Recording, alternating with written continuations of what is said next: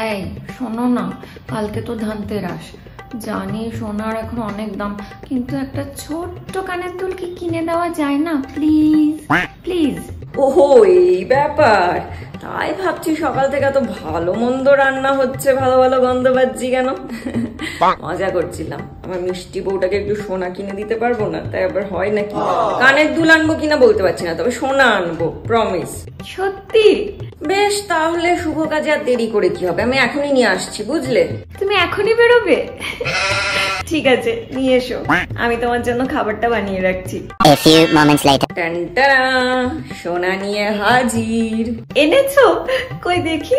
এই দেখো, আমুল গোল্ড। একটু ভালো করে কড়া করে কফিটা বানাও তো, আজকে সোনা দিয়ে কফি খাবো। আমুল গোল্ড?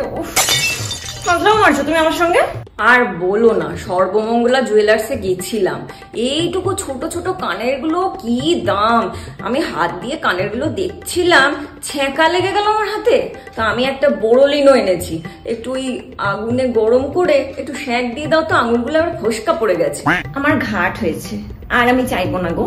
ওই বোরোলিন তুমি নিজে নিজে আঙুলে মাখো বসে বসে, সব কফি টফি আমি করে দিতে পারবো না। টেবিলে খাবার রাখা আছে, খেয়ে নিও। এই দেখো পম্পা, এই ধনতেরাসের আগে আবার রাগারাগি করতে নেই। সোনা কেনা সস্তা, কেন তুমি নিজে নিজে? এমনিতেই তো আমার পকেট মারো।